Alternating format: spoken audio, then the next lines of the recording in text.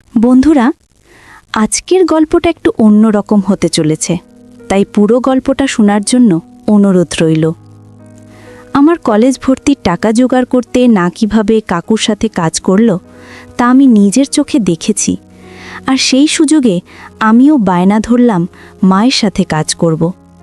মা প্রথমে বারণ করলে শেষ পর্যন্ত বাধ্য হলো। বন্ধুরা, হয়তো তোমরা আমাকে খারাপ ভাবতে পারো, তবুও যা সত্যি তাই আজকে তোমাদের বলবো। আমার নাম আরিয়ান। এবার উচ্চ মাধ্যমিক পরীক্ষা দিলাম, কলেজে ভর্তির অপেক্ষায় আছি। আমার মায়ের নাম নুসরাত জাহান। মায়ের একটু বর্ণনা দিই। আমার মা লম্বায় 5 ফুট 5 ইঞ্চি, উজ্জ্বল শ্যামলা, যা তার সৌন্দর্যকে বহু গুণ বাড়িয়ে দিয়েছে। আমার মায়ের সামনে দিয়ে আমাদের বাড়িতে যে আসে বা রাস্তায় গিয়ে দেখে, সবার ইচ্ছা হয়। আমার মায়ের বয়স 38, কিন্তু মাকে অনায়াসে 20 বছরের মেয়ের সাথে মিশিয়ে ফেলা যাবে। আমার বাবার নাম রাশেদ। আমার যখন 12 বছর বয়স, তখন আমার বাবা বাইরে চলে যায়। ওখানে একটা চাকরি করে, কিন্তু তেমন ভালো বেতন না হওয়ায় সামান্য কিছু টাকা পাঠায়। আর আমার দাদু বাড়ি থেকে কিছু টাকা পাঠায় মাঝে মাঝে। তাই দিয়ে কষ্ট করে আমাদের দুজনের দিন কেটে যায়। এখন থেকে 8 বছর আগে বাবা বিদেশে যায়। আমি তখন 12 বছরের বালক। কিন্তু আমি যখন ওইসব ব্যাপারটা বুঝতে শিখি, তখন মায়ের কষ্ট অনুভব করতে পারতাম। মা উপোস হয়ে দিন কাটাতো, তাও বুঝতে পারতাম। কিন্তু এরপর সময়ের সাথে সাথে স্বাভাবিক হয়ে যায়। এমন হয় যেন এটাই, অর্থাৎ বাবা না থাকা আমার আর মায়ের এটাই স্বাভাবিক জীবন। এবার আসল ঘটনার শুরু থেকে শুরু করা যাক। আমার মায়ের সাথে আমার খুবই ফ্রি মাইন্ড সম্পর্ক ছিল। মায়ের সাথে ছেলে ঠিক যে পর্যন্ত ফ্রি হতে পারে ওই পর্যন্ত। যেহেতু ঘরে শুধু আমরা দুটি প্রাণী থাকতাম, তাই আমার সব কথা মাকে বলতাম, আর মায়ের অনেক কথাই আমার সাথে শেয়ার করত। কলেজে বা পাড়ার আমার কোনো মেয়েকে পছন্দ হয়েছে, আমার কেমন মেয়ে পছন্দ, কোন টাইপের ছেলেদের মেয়েরা লাইক করে, এসব ব্যাপারে আমাদের কথা হতো। মাঝে মাঝে এসব ব্যাপারে কথা হতে হতে তা ওইসব হালকা কাজ করত, কিন্তু মা এই প্রসঙ্গ উঠলে তাকে কৌশলে এড়িয়ে যেত। ছেলে বলে হয়তো এই ব্যাপারে আমার সাথে আলোচনা করতে চাইতো না। আগেই বলেছি, আমার উচ্চ মাধ্যমিক পরীক্ষা শেষ, কলেজে ভর্তি হতে হবে। আমাদের এখানে ভালো যে প্রাইভেট কলেজে ভর্তি হতে 20,000 টাকা প্রয়োজন, কিন্তু দেখা গেল বাবার পক্ষে এত টাকা একবারে দেওয়া সম্ভব না। আর দাদুকে জানালো মা। দাদু বলল, এবার গ্রামের জমিতে ফসল তেমন ভালো হয়নি, এত টাকা তিনি পাঠাতে পারবেন না। মায়ের সঞ্চিত কিছু টাকা ছিল, কিন্তু তার পরিমাণ 10,000-এর বেশি হবে না। অনেক চিন্তায় পড়ে গেল মা। বাবার এক বন্ধু ছিল কামরান, আমি ওনাকে কামরান কাকু বলে ডাকতাম। আমরা মাঝে মাঝে অর্থ সংকটে পড়লে ওনার কাছ থেকে ধার নিতাম, কিন্তু তা কখনোই 4-5 হাজারের বেশি না। আবার বাবা টাকা পাঠালে মা দিয়ে দিত। কামরান কাকু সরকারি ব্যাংকে চাকরি করত। বয়স 40-এর মতো, সুঠাম চেহারা, পুরো গোঁপ। মায়ের প্রতি ইচ্ছা ছিল ওনার। আমি লক্ষ্য করতাম, যখন উনি আসতো আমার মায়ের দিকে তাকিয়ে থাকতো, আকারে ইঙ্গিতে মাকে তার আগ্রহ বুঝাতে চাইতো। কিন্তু মা তা না বোঝার ভান করত, কারণ বিপদের সময়ে উনি ছিল আমাদের ভরসা। আমার কলেজ ভর্তির শেষ তারিখ চলে আসছিল। এমন অবস্থায় মা কামরান কাকুকে একদিন বাড়িতে ডাকলো। কামরান কাকু একদিন সন্ধ্যার দিকে বাড়িতে আসলেন। মা তাকে চা দিল। এরপর কিছু সময় কুশল বিনিময়ের পর কথা বলার পর টাকার প্রয়োজনের কথা তুলল, আর প্রয়োজনের কারণও বলল। কামরান কাকু বলল, এত অনেকগুলো টাকা দরকার? মা বলল, আমি তো শোধ করে দেব। কামরান কাকু বলল, আপনার কিন্তু শোধ না করলেও চলে। মা বলল, মানে? কামরান কাকু বলল, মানে আপনি যেটা বুঝেছেন ওটাই আমার শর্ত। আমি 20,000 টাকা দেব, কিন্তু আমাকে 1 রাত সময় দিতে হবে আপনাকে। মা বুঝতে পেরে মুখ নিচু করল। মা যখন মুখ তুলে কাকুর দিকে তাকালো, তখন কামরান কাকু সচেতনভাবে মায়ের দিকে তাকিয়ে খেলতে লাগলো। মা তা দেখে লজ্জা পেল। কামরান কাকু বলল, দেখুন, জোর করার তো কিছু নেই এখানে, সব আমি। তাহলে আসি, আপনি রাজি থাকলে ফোন করবেন। এই কথা বলে কামরান কাকু বাড়ি থেকে বের হয়ে গেল। মা আর কামরান কাকুর মধ্যেকার কথাবার্তা আমি সব আড়াল থেকে শুনেছি। মা এটাও জানে না। এরপর মা কয়েকদিন খুব চিন্তিত হয়ে থাকলো। আগের মতো হাসে না, আমার সাথে ভালোভাবে কথা বলে না। মা দেখলাম তার বাবার বাড়িতে এবং পরিচিত আত্মীয় স্বজনের কাছে টাকা ধার চাইল, কিন্তু কেউ এতগুলো টাকা দিতে চাইল না। মা যে করে হোক আমার কলেজ ভর্তির টাকা জোগাড় করবে এটা আমি জানতাম, কারণ মা বাবাকে কথা দিয়েছে বাবার অনুপস্থিতিতে আমার কোনো রকম ক্ষতি হতে দেবেন না। মা বাবাকে নিশ্চিন্ত করার জন্য মোবাইলে বলে দিল টাকা ম্যানেজ হয়ে গেছে। কামরান কাকুর যাওয়ার 3 দিন পর মা আবার কামরান কাকুকে ফোন করে বাড়িতে আসতে বলে। কামরান কাকু ফোন পাওয়ার 20 মিনিট পরেই চলে আসে। আমি দরজা খুলে কাকুকে ভিতরে ড্রয়িং রুমে বসতে বললাম। কাকুর চোখে মুখে খুশির ঝলক লক্ষ্য করলাম। কারণটা তো আমি জানি। যাই হোক, ওনাকে বসতে বলে আমি ভিতরে রুমে গেলাম। একটু পরে মা ড্রয়িং রুমে আসলো। আমি পাশের রুম থেকে আড়ি পাতলাম। মা বলল, টাকাটা আমার সত্যিই প্রয়োজন, আমার ছেলের জন্য প্রয়োজন। কামরান কাকু বলল, ওকে, আমি তো টাকা নিয়ে রেডি আছি, তাহলে কাল আসি। মা লজ্জায় মুখ নিচু করে বলল, কোথায় আসবেন? কামরান কাকু বলল, কোথায় বোঝো না? তোমাকে পেতে আমার কতদিনের ইচ্ছা, তোমাকে পাবো তা কি তুমি বোঝো না? মা কাকুর কথা ও সম্বোধনের এই হঠাৎ পরিবর্তনে হতবাক হয়ে পড়ল। এরপর কয়েক মিনিট নীরবতা শেষে মা নীরবতা ভেঙে বলল, এখানে কিভাবে সম্ভব? আমার ছেলে? কামরান কাকু বলল, ওসব নিয়ে তোমাকে ভাবতে হবে না। কাল সকালে আমার লোক একটা ব্যাগ দিয়ে যাবে, ওই ব্যাগ খুলে সব পেয়ে যাবে কি করতে হবে। মা নীরব হয়ে থাকলে কাকু চলে গেল। মা তার রুমে গিয়ে শুয়ে পড়ল। আমাকে ডেকে বলল রাতে খাবে না, আমাকে খেয়ে শুয়ে পড়তে বললেন। পরের দিন সকাল 10টায় যথারীতি একজন লোক এসে দরজার কাছে থেকে একটা ব্যাগ মায়ের হাতে দিয়ে চলে গেল। মা ব্যাগটা তার রুমে নিয়ে রাখল। মা আমার জন্য তার মূল্যবান জিনিস বিক্রি করছে এটা ভেবে আমার খারাপ লাগলো, কিন্তু অদ্ভুত এক ধরনের রোমাঞ্চ অনুভব করলাম। এর একটু পরে মা গোসল করতে ঢুকলো। আমি একটা রিস্ক নিলাম। এই ফাঁকে মায়ের রুমে গিয়ে ব্যাগটা খুললাম। ব্যাগে দেখে নীল রঙের একটা শাড়ি, নীল রঙের একজোড়া অন্তর্বাস, একটা মেডিসিন আর একটা কাগজ। কাগজে লেখা, নুসরাত, আমার ভালোবাসা নিয়ে তোমাকে পাবার জন্য আমি অধীর আগ্রহে অপেক্ষা করছি। যেদিন তোমাকে প্রথম দেখি ওই দিন তুমি একটা নীল শাড়ি পরেছিলে, তাই আজ রাতে তোমায় আমি নীল শাড়িতে দেখতে চাই। আর ওই মেডিসিনটা তোমার ছেলেকে 10টার দিকে কোনো লিকুইডের সাথে মিশিয়ে খাইয়ে দেবে, ওর ঘুম কাল দুপুরের আগে ভাঙবে না। কিন্তু আমি ওই দিন শরবতও খেলাম না, কিন্তু আমার রুমে ঘাপটি মেরে রইলাম। মা এসে আমাকে দেখে গেল আর খালি দুধের গ্লাস নিয়ে গেল। আমি মরার মতো পড়ে রইলাম। 11টার দিকে কাকু আসলো। আমি আমার আড়ি পাতা স্থানে চলে গেলাম। কাকু আর মা বসার ঘরে। মা দেখলাম নীল শাড়ি পরেছে আর স্নান করে সুন্দর করে সেজেছে। কাকু মায়ের মাথা থেকে পা পর্যন্ত দেখে মুখ থেকে ওয়াউ শব্দ বের করল। মাকে বলল, এত দূরে বসে আছো কেন? আমার কাছে এসে বসো। মা তার জায়গায় বসে রইল। কাকু এবার ধমক দিয়ে বলল, কিরে, তুই আসবি না? আমি চলে যাব। মা এবার উঠে কাকুর পাশে তবে একটু দূরে গিয়ে বসল। মা কাকুকে বলল, এখানে কেন? রুমে চলুন, আমার ছেলে। কাকু হ হ করে হেসে বলল, তোমার আবার রুম কি? কাজ তো একই, তবে রুমে তো যাবেই। কিছুক্ষণ পর মা প্রায় কাঁদো কাঁদো হয়ে আকুতি করতে লাগলো। বলল, দয়া করে ওখানে করবেন না, আমি মরে যাব। কাকু বলল, তুমি মরলে মরো, তাতে আমার কি? একটু ভেবে আবার বলল, ঠিক আছে, আমি আজ খুব খুশি, তাই তোর এই কথা রাখলাম। কিছুক্ষণ পরে আবার কাকুর সময় ঘনিয়ে আসছে। আমি তারপর নিজের রুমে গিয়ে বিছানায় শুয়ে পড়লাম। এতক্ষণ কি দেখলাম তা মনে করে অনেক কিছু ভাবলাম। আমার স্নেহময়ী মাকে শুধু মনে আসতে লাগলো। মায়ের কথা মনে করে আমার খুব কষ্ট লাগলো। পরক্ষণে মাকে নিয়ে এসব কি ভাবছি তা মনে করে অপরাধবোধ হতে থাকলো।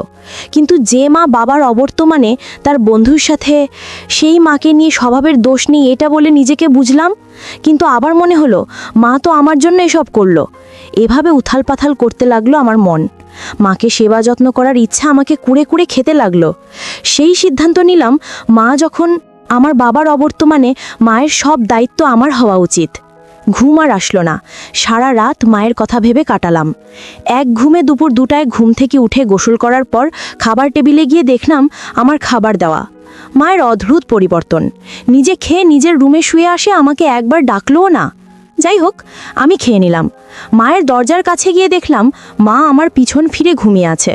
আমি মায়ের দিকে এক মনে তাকিয়ে থাকলাম। অনেক কষ্টে নিজেকে সংযত করলাম। এভাবেই দিন কাটতে লাগলো। মা আর আগের মতো আমার সাথে কথা বলে না। আমার হাতে কাকুর দেওয়া কলেজ ভর্তির টাকা দিল। আমি টাকা কোথায় পেয়েছো এটা মায়ের কাছে জিজ্ঞাসা করলাম না, কারণ আমি তো জানি। আমি টাকা জমা দিয়ে কলেজে ভর্তি নিলাম। 3 মাস পর ক্লাস শুরু। এভাবে চলতে লাগলো। আমি লুকিয়ে চুরিয়ে শুধু মাকে দেখে যাচ্ছি আর নিজেকে নিজেই শান্ত করছি। মায়ের ঘর ঝাড়ু দেওয়া, কাপড় কাচা, ঘুম, রান্না সবই ছিল মায়ের জন্য। ইদানিং দেখি মা তার ঘরের দরজা বন্ধ করে ঘুমায়, যা আগে করতো না। আমার ধারণা মাও নিজেকে নিজে শান্ত করে, আবার অন্য কিছুও নিতে পারে। কাকুর ওই দিনের ব্যবহারে মায়ের ইচ্ছা আবার জেগে উঠেছে। এমন করে 10-12 দিন কেটে গেল। একদিন বিকেলে বন্ধুদের সাথে আড্ডা দিয়ে আমি বাড়িতে আসলাম। দুপুরের দিকে মা ঘুমিয়ে থাকলে আর আমি বাইরে গেলে আমি আর মাকে ডাকি না, তালা দিয়ে চাবি নিয়ে বাইরে চলে যাই। বেশি দূরে না গেলে এটা করি। বাড়িতে কেউ আসলে মা ফোন করে, আমি এসে খুলে তাকে ভেতরে নিই। সেই রকম তালা খুলে আমি সন্ধ্যায় বাড়িতে ঢুকলাম। ঢুকে যা দেখলাম তাতে আমার চক্ষু ছানা বড়া। মা তার রুমে ঘুমিয়ে আছে। আমার মনে হয় রুমের দরজা লাগাতে ভুলে গেছে। মা শুধু একটা নিচের পোশাক পরেছে, আর কিচ্ছু নাই। আমি একবার ভাবলাম দৌড়ে গিয়ে মায়ের কাছে যাই, কিন্তু অনেক কষ্টে নিজেকে সংযত করলাম। কিন্তু মনে মনে প্রতিজ্ঞা করলাম, আমি যদি পুরুষ মানুষ হই, আজকালকের মধ্যে আমার মনের কথা মাকে বলে দেব। এই কথা ভেবে মায়ের রুমের দরজাটা চেপে দিয়ে ড্রয়িং রুমের বেডরুমে ঢুকলাম। আমাদের বাড়িতে 2টো বেডরুম, একটা মায়ের রুমে আর একটা ড্রয়িং রুমে। গিয়ে নিজেকে ঠান্ডা করলাম। মা বুঝতেও পারল না আজকে আমার অবস্থা। পরের দিন দুপুরে খাওয়ার পর মা তার রুমে বসে একটা কাঁথা সেলাই করছিল। আমি সংকল্প করলাম, আজ হয় এসপার নয় ওসপার। আজ যে করেই হোক মাকে দিয়ে আমার কাজ করা হবে। মায়ের রুমে গিয়ে কি করে কি করব তা চিন্তা করতে লাগলাম আমার রুমে বসে। কিছুক্ষণ পরে মায়ের রুমের দিকে পা বাড়ালাম। আমি মায়ের রুমে গিয়ে মায়ের পাশে বসলাম। এরকম আগে 10 বার বসেছি, কিন্তু আজ বসার কারণটা আলাদা। মা একটা গোলাপি রঙের শাড়ি পরেছে আর তার সাথে লাল রঙের ব্লাউজ। আমি অনেকক্ষণ ধরে বসে আছি, কিন্তু কিছু বলছি না দেখে মা বলল, কিরে কিছু বলবি? আমি বললাম, ও হ্যাঁ মা, তোমাকে ইদানিং কেমন অন্যরকম লাগে, তোমার কি কিছু হয়েছে? মা বলল, দূর পাগল, আমার আবার কি হবে? আমি বললাম, মা আমার সাথে ঠিকমতো কথা বলো না, একা একা কি যেন ভাবো, তোমাকে খুব ডিপ্রেসড মনে হয়, আসার চেষ্টা করে। মা বলল, কি যে বলিস, এসব তোর মনের ভুল। আমি বললাম, না মনের ভুল না, তোমার কি হয়েছে আমি জানি। মা চোখমুখ ফ্যাকাশে করে বলল, কি জানিস? আমি বললাম, মা ওই দিন আমি একটু শরবতও খাইনি, সব বাইরে ফেলে দিয়েছি। এই এক লাইন কথাতেই কাজ হলো। মা যেন আকাশ থেকে পড়ল, হাঁ হয়ে কিছুক্ষণ নিচের দিকে তাকিয়ে বসে থাকলো। মুখ থেকে কোনো কথা বের হচ্ছে না। আমি দুরু দুরু বুকে কিন্তু অত্যন্ত স্বাভাবিক কণ্ঠে বললাম, আমি সবটাই জানি। তুমি আমার কলেজ ভর্তির টাকা কিভাবে কোথা থেকে পেয়েছো, কামরান কাকুর সাথে তোমার কি হয়েছে, আমি সব দরজার আড়াল থেকে দেখেছি। মা কিছু বলছে না, চোখ থেকে এক ফোঁটা পানি শুধু গড়িয়ে পড়ল। আমি বললাম, সবটাই দেখেছি মা। মাকে বুঝলাম তার সবটাই আমার দেখা। এবার মা মুখ খুলল, আমি এসব কেন করেছি তা তো জানিস? আমি বললাম, জানি না। তুমি আমার জন্য, আমাকে কলেজে পড়ানোর টাকার জন্য তোমার জিনিস বিক্রি করেছো? মা আমার মুখে বিক্রির কথা শুনে আরও হতাশ হয়ে কাঁদতে শুরু করলো। আমি বললাম, তুমি কাঁদছো কেন? কিন্তু একটা কথা স্বীকার করতেই হবে, তুমি অপূর্ব সুন্দর, যেমন সুন্দর তোমার বাকি সবটাও। মা কাঁদো কাঁদো স্বরে বলল, মানে? আমি বললাম, মানে যা বুঝেছো তাই, তোমাকে আমার খুব প্রয়োজন। মা বলল, কি বলতে চাস তুই? আমি বললাম, মা কাকুকে যখন গ্রহণ করেছো তখন আমি কেন নয়? আর তুমি আমার জন্য কাকুর কাছে দিয়েছো, আর এখন কষ্টে ডিপ্রেসড হয়ে দিন কাটাচ্ছ। তুমি দুঃখে থাকবে আর আমি খুশি মনে কলেজে পড়াশোনা করব কিভাবে? মা বলল, কি বললাম আমি ডিপ্রেসড? আমি বললাম, বলে দিতে হয় নাকি? আর তুমি হয়তো এই ঘটনার আকস্মিকতায় হতভম্ব, কিন্তু তোমাকে কামরান কাকুর সাথে ওই অবস্থায় দেখার পরে আমার একটা দিন যে কি অসহ্য যন্ত্রণায় কেটেছে তা কি তুমি বোঝো? আর আমার বয়সী একটা ছেলের জন্য এই কষ্টটা যে কতটা ভয়ঙ্কর তা কি তোমাকে বলে দিতে হবে? এখন তুমি যদি আমার সাথে সহযোগিতা না করো, তাহলে আমার সামনে একটাই পথ খোলা আছে, সেটা হলো বাইরে যাওয়া। তুমি কি চাও তোমার ছেলে বাইরে যাক? বোঝা গেল মা মনের ভুলেও আমার কাছ থেকে এমনটা আশা করেননি। মা কিছু বলতে যাবে, কিন্তু আমি থামিয়ে দিয়ে বললাম, বাবার অবর্তমানে টাকার জন্য বাবার বন্ধুর সাথে যেতে পারো, তাহলে আমি কেন নই? এতে করে তোমার দুঃখ আর কষ্ট মিটবে, আর আমারও অশান্তি হবে। মাকে আবারও কিছু বলতে দিলাম না। আমি বললাম, দেখ ভালো সাজার চেষ্টা করো না। তুমি যদি ভালো হতে তাহলে কাকুকে দিতে না। আমার মুখে এমন কথা শুনে মা লজ্জা পেল নাকি হতাশ হলো মুখ দেখে বোঝা গেল না। মুখে বলল, কিন্তু তুই যে আমার ছেলে। আমি বললাম, তো কি হয়েছে, ছেলে হওয়ার আগে আমরা নারী পুরুষ না? নারী পুরুষের এই আকর্ষণ চিরন্তন, আর এখন তোমাকে না পেলে আমার লেখাপড়া কোনো কিছুই হবে না। তাছাড়া তুমি আমাকে ফিরিয়ে দিলে আমি কলেজেও ভালো মতো করতে পারবো না। মা কিছুক্ষণ চুপ থেকে ঝরঝর করে কেঁদে দিল আর নিজের সামনে থেকে সরিয়ে বলল, তুই ছেলে হয়ে যদি মায়ের সেবা করতে চাস তাহলে আমার সেবা কর। এরপর মাকে বললাম, যাই যাই বল, তুমি আমার আসলে কিছু করার নেই। দেখো, নিজের ছেলেকে দিয়ে তুমি অনেক সেবা নিতে পারবে। মাকে কি সুন্দর লাগছিল বলে বোঝানো যাবে না। মা আমার দিকে তাকালো আর কি মনে করে জানি না মুচকি একটা হাসি দিল। এটা আমার জন্য সিগন্যাল হতে পারে। আমি তখন মায়ের দিকে মনোযোগ দিলাম। মাসুলে দেখে আমার খুব ভালো লাগলো। লক্ষ্য করলাম মা এখন আর কাঁদে না, বরং তৃপ্তির হাসি দিয়ে মজা উপভোগ করতে লাগলো। এবং আমি মায়ের মুখের দিকে তাকিয়ে আছি, সেই দেখেও মা হাসি বন্ধ না করে বরং হাসির রেখা দ্বিগুণ বৃদ্ধি পেল আর মাথাটা নাড়িয়ে আমাকে সম্মতি দিল। আমার মনটা খুশিতে ভরে গেল। মায়ের কোনো কষ্ট দেখা গেল না। আমি মায়ের সেবা যত্ন করছি, সে এখন গোটা ব্যাপারটা অনেক আনন্দের সাথে উপভোগ করছে, এটা বোঝা যাচ্ছে, যদিও মুখে কিছু বলছেন না। আমাদের কাজ শেষ হতে প্রায় 1 ঘন্টা লেগে গেল। রাতে খাবারের পর আমি আমার রুমে আর মা মায়ের রুমে। আমি আমার মায়ের কষ্টের কথা চিন্তা করছি। আমার মনে হয় মাও নিশ্চয়ই আমার মতোই চিন্তা করছে। আমি আর সহ্য করতে না পেরে মায়ের রুমের দিকে যাব। এমন সময় দেখলাম মা আমার রুমের দরজা দিয়ে উকি দিয়ে আমাকে দেখছে। আমি মাকে উদ্দেশ্য করে বললাম, মা, ওখান থেকে উকিঝুঁকি মারছ কেন? ভিতরে আসো। মা ভিতরে এসে আমার খাটে বসে আর বলল, বাবা চল আমার ঘরে, এখন থেকে আমরা একসাথে থাকব। আমি কিছু না বোঝার ভান করে বললাম, কেন, একসাথে থাকতে হবে কেন? মা রাগ করে বলল, থাক তুই, আমি চলে যাচ্ছি বলে হাত দিতে গেল আর আমি মায়ের হাত শক্ত করে ধরে বললাম, আমায় এত রাগ করো কেন বলো তো? এই বলে ড্রয়ার থেকে আমার নিয়ে আসা ওষুধগুলো মায়ের হাতে দিলাম। মা বলল, কি এগুলো? আমি বললাম, ওই ওষুধগুলো খেলে তোমার সমস্যা হওয়ার ভয় থাকবে না। মা বলল, একেবারে উদ্যোগ নিয়ে হাজির, আমার এতক্ষণে কাম করা হচ্ছিল। আমিও হাসলাম। আমি মাকে নিয়ে মায়ের রুমে গেলাম, কারণ আমার থাকার ঘর ছোট হওয়ায় মাকে নিয়ে থাকা যাবে না। মা বলল, বাবা, আমি আজ থেকে তোর মা শুধু না, আমি তো সব। আমি বললাম, হ্যাঁ বুঝলাম, তুমি আমার সব, কিন্তু বউ কেন? তুমি তো আমার বাপের বউ, আমার না তো। মা বলল, আরে রাখ তোর বাপের কথা, বিদেশে পড়ে আছে, মাঝে মাঝে কটা টাকা পাঠায়, 2 মাসে একবার ফোন, আমার প্রতি কোনো দায়িত্ব পালন করেছে? তোর বাপ, আমিও তো ভেবে পাই না তোমাকে রেখে বাবা কিভাবে যে বিদেশে পড়ে আছে কে জানে। মা মুখ ভেঙচিয়ে বলল, তোর বাবা কি ওখানে চুপচাপ বসে আছে মনে করেছিস? আমি বললাম, মানে বাবা কি ও দেশে বিয়ে করছেন নাকি? মা বলল, ওই সব দেশে কি বিয়ে করতে হয় নাকি? কত মেয়ে ছেলে টাকার জন্য রাস্তাঘাটে হোটেলে হোটেলে ঘুরে বেড়ায়, শুনেছি ওখানে নাকি কোনো সমস্যা হয় না। বাবার সম্পর্কে মায়ের ধারণা শুনে অবাক হলাম।